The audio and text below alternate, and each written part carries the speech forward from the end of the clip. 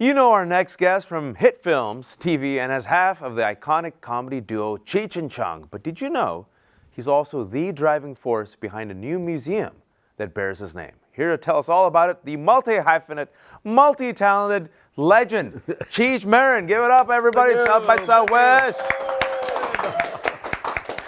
Sit down, please. Sit down. Sit down. Welcome, sir. It's nice to be here. It is nice for you to be here with us. And so many people know you from Cheech and Chong comedy, the movies. But you are an art collector. I am. You have done so much to not only collect and share Chicano art, but now you're celebrating it with the Cheech. Tell us about the Cheech. The Cheech is a museum that I've got given to me from the sky, and it houses my collection of Chicano art. And then this is the town of Riverside, California, which is an old historic town. We did a show there, and it was a big success. And they had this building that they had to repurpose. It was a town library. They're building a new one. They wanted to know what to do with it, and they came up with a brilliant idea that they would give it to Cheech in order to house his collection. I'd give them the collection, and they would have a place for it to be permanently ensconced. That's what happened, and that was 6 months ago, and just maybe a month ago we got named one of the top 50 shows in the world last year. Wow. So, you know, we're doing okay. So it's 2023, the Cheech is in Riverside, it's a museum, but taking the origin story back, this goes back to 40 years, to the 80s. So you're up and coming comedian, you do some small thing, Cheech and Chong, it does pretty well. You get a little bit of money, and you're like, you know what, I'm gonna buy a piece of art. One here, one there. What started this journey? You know, I was informed about or learned about art at a very young age, because I had this group of cousins that we used to assign each other topics like AP classes. Okay, you go learn about this and bring it back to the group, and I got assigned art.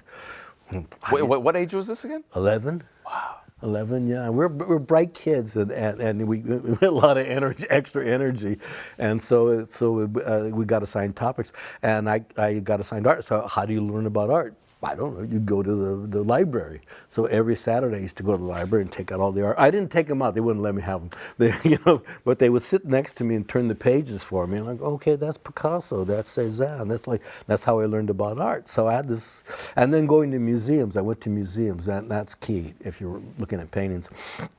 And so by the time I got... So you used to take this knowledge, go to your cousins, say, let me tell you what I've learned about art. Exactly, you know. And used to perform this monologue, this theater piece.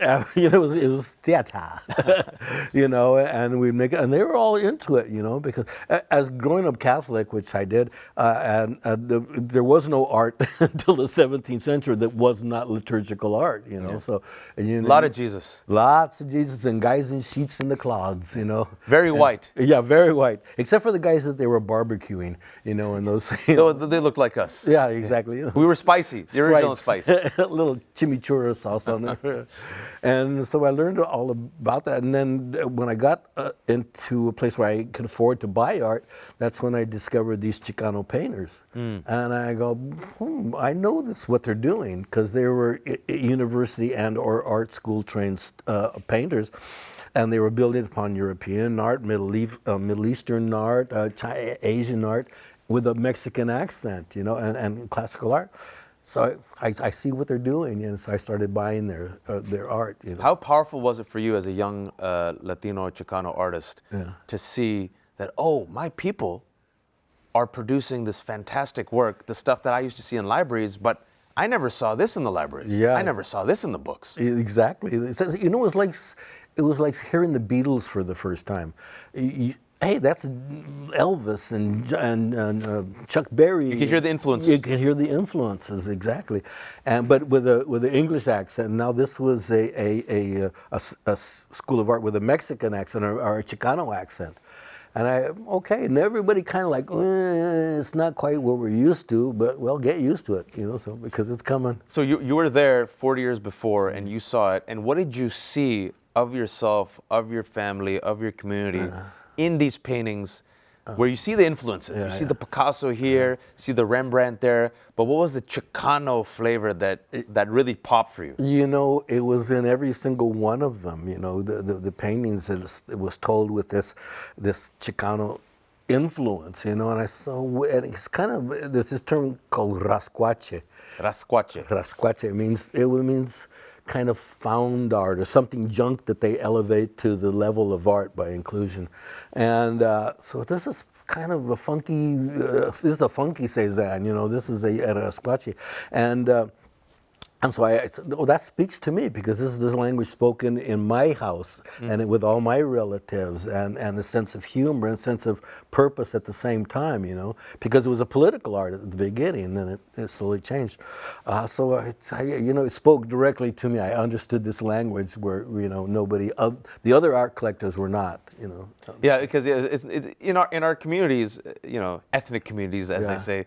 It's not like you have this uncle who says, hey, by the way, check out my huge collection. Yeah, exactly. You know, it's not valued because we don't see ourselves, so we don't see value in our stories. Well, we didn't see ourselves in any museum. You know, we go to there, you see a lot of, you know, Europeans, a lot of Asians, everything, but there was no Chicanos or Mexicans, unless you went to Mexico City, you know. But it's like, well, this speaks to me, and so and I thought, well, these guys are the best painters out there, and so okay, I recognized that right away, you know. So it was because, look, there was no funding at that time. No. There was no museum. So this is Cheech. Everyone knows you as an actor, a comedian. Your star is rising, and slowly but surely, here you go. Yeah. 1 becomes 5, becomes 10, becomes 15, becomes 20. Well, word of mouth spreads. Hey man, if you want to see really good Chicano art, become friends with Cheech and let's just go to his garage. That's kind of what it was too, you know, because I was an inveterate collector of something all my life: marbles, matchbook covers, baseball cards. You know, I had a penchant for doing that, and so when I got to the painters, I was a perfect storm. I knew what the art was, I had money to collect it, and I had a celebrity in order to proselytize for it, you know. So I went out and started spreading the word. And so my friends in the art community that I had made now said, well, you got to show this. You can't, it doesn't you no good under the bed or in the closet, you know. You have to show it. Well, how do you do that? Well, you go to a museum, get a museum show. Well, sure, sounds good. How do you do that? So, well, you get a sponsor. And so you should take it on term, because it's a very expensive process. Putting art on the road is very expensive. So I said, well, how do you do that? Well, you go to major clients. So I started gathering my little team, and we went to corporate America and General Mills, General Motors, anything with a general on it. You know, I thought, pretty good. These probably guys got money. They're generals, you know. So, but what was the pitch? I said, this is a story of an untold audience that you have not, I know you would want to get to them, and this is how to do it through this art. And they were kind of, you know, everybody got it, you know, but to actually. It took up until now for them to really get it. Yeah. So you were ahead of the curve. I was. And now you're seeing it, and, you know, and I say this with respect as an elder. Yeah. With many, many years left, you know. As at least kid, 2. At least more. But you're sitting there, you know, in the 80s and 90s, you're just struggling to get these voices heard. And now you look back, you said, Chicano art's in Japan. Like, what? Yeah. What just happened? I mean, to be named one of the top 50 shows in the world. Not America. Not the world. The world. And I was like, well, we're doing okay, you know. So it's, it is my mantra became, you can't love or hate Chicano art unless you see it. You know, and a lot of people were forming their positions based upon never having seen the art, just the theory of it. You know, so when they actually came to a museum or a gallery that it was up, they go, well, I didn't know what this was going to be, but I like this. What did they think it was going to be? It was good. They thought it was going to be a guy with a sombrero on, sleeping under a cactus with a donkey in the background, man. I mean, it's like, you know, come on, please. And not even doing anything acting, no, just sleeping. Just sleeping, you know. I can do that. You know? They're like, huh, look at that. There's more. So there was like, and it was very sophisticated and funky at the same time. You know? So it's like, they didn't, you know, they would accept it from an established art group or people that had been at that business and been acclaimed. But for these funky Chicanos, because they were like, you know, banner waving, fist thrusting guys. Yeah, it was the civil rights period, so they were protesting. But, you know, speaking about this antiquated stereotypical narrative that you have of Chicanos and Latinos, right? Either just working in the fields or you're taking the jobs and that's it. Yeah. And now you're seeing it. You've been in part of the Hollywood, the mad industry. Yeah. You went through it. And now we're seeing, I told you earlier, we had Johnny Leguizamo's here. Yeah. We had Robert Rodriguez here Me recently. too. Last night I had dinner with him. And so you sit in there thinking like, okay, we've always been here, and now America's finally seeing us. Do you feel like that? Do you feel like the flex? Absolutely. I mean, that's absolutely what's happening right now, because we started taking the show on the road. We finally got funding from the Target stores. Yay, Target. Okay. Once you get Target, bro. I'm off the hook now. Once you get Target, you just drop the mic and leave.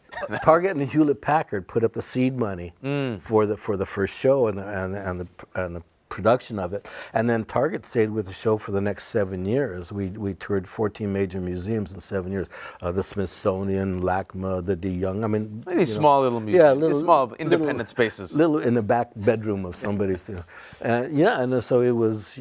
We started getting acclaim now, and now there's and then I started repackaging the collection in different entities, works on paper, small works, small paintings, works by women, works about religion. But I could send that out in other museums that didn't have quite a long lead time to get into them, because major museums, it's 5, 6, 7 years, even if they want you, the text, because they got stuff to do. And you could play smaller communities, that would wait forever for a big show. And they came out. And they came out, So. It's one of those things that even though there's been success, we were talking to Leguizamo about this earlier today, and you could feel the frustration in his voice, because he's like, L.A., 40 to 50% Latinos, still not in Hollywood. Yeah. Even in Hollywood, right? Latinos, like 30% in New York, still not there in the gatekeepers, right? Exactly. And the frustration then for you is, like, we're already here. Yeah. Where do we have to go from this point moving forward to get that true representation? You just have to keep doing it. Anybody who's accomplished something in a movement knows that it's repetition of image, repetition of message, and you just keep saying it, and stick the pictures in front of them, and they get used to it after. I've passed this by 20 times, and that's pretty good, But you have to have the stamina, I think, in order to do that. And you've had the stamina. Yeah. And speaking about the repetition of images, so many people, the knee-jerk reaction of Cheech is Cheech and Chong, weed, up in smoke. Yeah. It's done out of love, right? But I think there's something interesting here that this young generation is so used to the mainstreaming of marijuana that they don't realize how radical it was in the 80s. Yeah, especially here in Texas. I mean, because all the biggest dopers were from Texas, and it was illegal, There might be a Willie Nelson. I think he might once in a while take some herb. I've heard. I've heard that too. Yeah. We were on the bus with him, and I heard that. You smelled it also. We're going to do a big birthday celebration for him at the Hollywood Bowl. I think it's next week or a couple of weeks, and everybody in show business is going to be there. But is it one thing where you're like, before Snoop Dogg, there was Cheech. Yeah. When it comes to weed, he was a big fan of ours, and we had a big black community that really, because it's where that black community lowrider thing met, because Snoop Dogg's a lowrider, and it's all inner city that they got together, because I grew up in an all-black neighborhood in my first 10 years, and then an all-white neighborhood, so you saw. You've seen both worlds. You've seen both Americas. Yeah, exactly. It's one of those situations what was considered radical, the plague, dirty, dangerous, Cheech and Chong. Even Snoop Dogg, I'm old enough to remember in the early 90s. Remember they had congressional hearings? Oh, hip-hop. That is now, I mean, what does it say to you that, do you laugh? The stuff that was radical and dangerous and they used made fun of is now mainstream. Yeah. Cheech is friendly. He's our grandfather. Snoop Dogg hangs out with Martha Stewart. Now it's Twitter. It's like, I mean, it is. And, to add a little thickening to the plot here is my dad was a policeman. LAPD, and that was kind of the family jobs. Either you were law enforcement or clergy in my family, and so. But and naturally, you chose. Yeah, naturally, I chose clergy first, and then it got to the point where I was going to go to the seminary, and I said, "Wait a minute, there's no girls in this thing." I'm going to rethink this. I'll get back to you. And so you think you might go back to the clergy? No, I'm just to keep them off me. I'm very curious though about this because I didn't know that you were that close to going to the clergy. How much does faith play still a part in your art and your life and your role? I have faith in the world in general. I have faith in human beings. I am not a part of any organized religion right now, because I think I've learned the lessons that they were trying to teach me, and that's fine. But yeah, I have faith. I have faith in humanity, and that's really when you do. You're still optimistic. Yeah, I am. I am. I think people are inherently good. They can get inherently rattled, during certain periods in our history. But I think people are inherently good and will do good if allowed to. You're betting on the long game for humanity. You've bet on the long game on Chicano art, on weed, on urban culture. Yeah. The movie, coincidentally, that you're here with is called The Long Game. Yeah. And it's talking about a lot of these issues and themes where, without giving too much of the plot away, there's these kids who are talented and they want to be part of the club, but they have our skin tone. Yeah. And your character's name is Pollo. Yeah. Tell us about the movie and your role. Pollo. This takes place in the mid-50s, so it's mid-century, and these kids were not allowed to play on the country club in which they were caddies, because there was a segregation there, and so they really wanted to play, so they made their own golf hole out in the desert, and they go practice. And then my character is a kind of a World War I veteran who came back to this town semi-shell-shocked, which you see a lot of those guys in World War I do. And they had no help. They had no therapy. Nothing. And this country club hired me to be a groundskeeper and stuff. But I still am suffering from DTs from World War I. And I wear a cage all the time. On me, arms, head, it's like armor, because I go pick up balls on the driving range, and I don't want these guys to get hit. It's a brain, but I keep it on all the time, no matter what I'm doing, so it's like everybody's kind of gets used to me in the picture after a while, and he's equal parts really weird and equal parts very wise. And you're looking back now where you see this young generation of Latinos, a young generation come to you and you've become ObiWan, Cheech. Yeah. Right? Yeah. You started as young Luke Skywalker, but now you're ObiWan, Cheech. If you live in this industry, you live long enough, they kind of know who you are, but they don't really know who. I was in a restaurant the other day. I was in Miami, and we're and there's this couple got sitting next to us, and the man and wife were talking, and they had a couple kids with them and running around, and so she finally couldn't take it anymore, so she leans over to me and says, "Are you a famous actor?" And I go, "Well, yeah. Oh, see, I told you." I said, "And what's your name?" I said, "RuPaul." And he goes, "I watch you all the time." And was one tear just went down? You got nice cute kids here. You're like, I was gonna live 10 years. You used to go 8 years of my life. It just cracked me up. But I got that a lot from I don't know what. But either people know exactly who I am, or they know I'm a famous actor. Yeah, I've seen you somewhere. There was smoke, and there was something. I was just with my wife Natasha, who's a classical piano player, and she got a gig in Morocco. We were in Morocco for the last 2 weeks, and so I was out there. I was trying to fit in, so I went to the souk, and I bought a jabala and everything. Oh, like nice! That, and a little fez. I walked out in the street, and everybody spoke Arab to me. We look. Look at this, man. I fit in, man. And they started speaking. And I'm okay.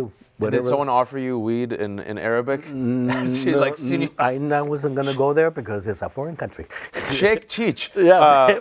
For those Americans who are so threatened by the presence of people who look like you and me, by our art, by our stories, by our joy, the ones who are banning our books, the ones who are calling us invaders, what do you have to say to them? Chill. I mean, really, they can go through a long philosophical argument, but whether it's mostly, very, very basically based, oh, cool, we're fine. We've won. I went to school with your kids, and you went to school with my kids, and I don't recognize it. I don't let it be part of my life. I know some people are this way and some people are that way, but I kind of try to put on a positive front and hope that does the trick. Thank you for the wisdom. Thank you for the laughs. Thank you for the art. My pleasure. The legend Cheech Marin. Thank you. No, sit down, please. You can attend a screening of his latest movie, The Long Game, March 15th at 5:45 at the Rolling Theater in the Long Center. And you can see our complete schedule of upcoming studio interviews on our website at sxsw.com/studio. These interviews are also live streaming during the event on our YouTube channel at youtube.com/sxsw. I'm your host, Wajat Lee. Thanks for watching.